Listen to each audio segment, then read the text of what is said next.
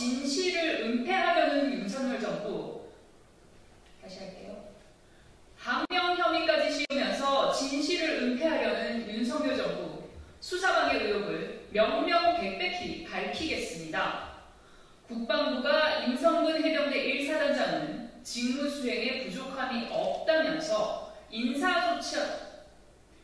국방부가 임성근 해병대 1사단장은 직무수행에 부족함이 없다면서 인사조치도 검토하지 않더니 국방부로부터 사건을 축소하라는 외압을 받았다고 밝힌 전 해병대 수사단장은 집단 항명 혐의로 입건했습니다. 해병대 수사단장에 따르면 국방부가 수사 범위를 대대장 이하로 한정하라고 지시했다고 합니다. 이게 외압이 아니면 무엇이란 말입니까? 지휘 책임이 명백한 임성근 사단장은 감싸고 사건 축소 지시를 받아들이지 않은 수사단장은 항명 혐의를 씌워 진실을 덮으려는 것입니까? 임 사단장을 수사에서 제외하도록 의견을 낸 주체는 상급제대라고 합니다.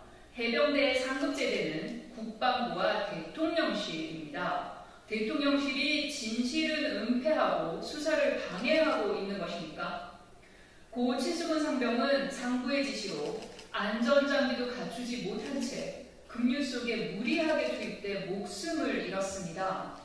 어디서부터 잘못됐는지 확인하고 잘못된 지시를 한 상부의 책임을 묻는 건 수사의 기본입니다. 그런데 윤석열 정부는 상부는 놔두고 현장 간부에게만 책임을 다 덮어씌우려고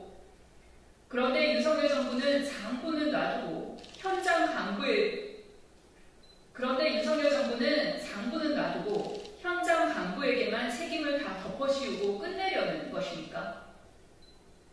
이태원 참사에도 오송 지하차도 참사에서도 그랬듯이 이번에도 상부 보호하려 현장의 책임을 뒤집어 씌우려고 하는 것 아닙니까? 더 이상 정부의 수사 결과를 믿을 수 없는 만큼 국회가 나서야 합니다. 더불어민주당은 국회 차원의 진상조사를 통해서 사건의 진실을 규명해 책임 소재를 명명백백히 가리고 윤석열 정부의 수사 은폐와 방해 의혹 더불어민주당은 국회 차원의 진상조사를 통해 사건의 진실을 규명해 책임 소재를 명명백백히 가리고 윤석열 정부의 수사 은폐와 방해 의혹도 파헤치겠습니다. 이상입니다.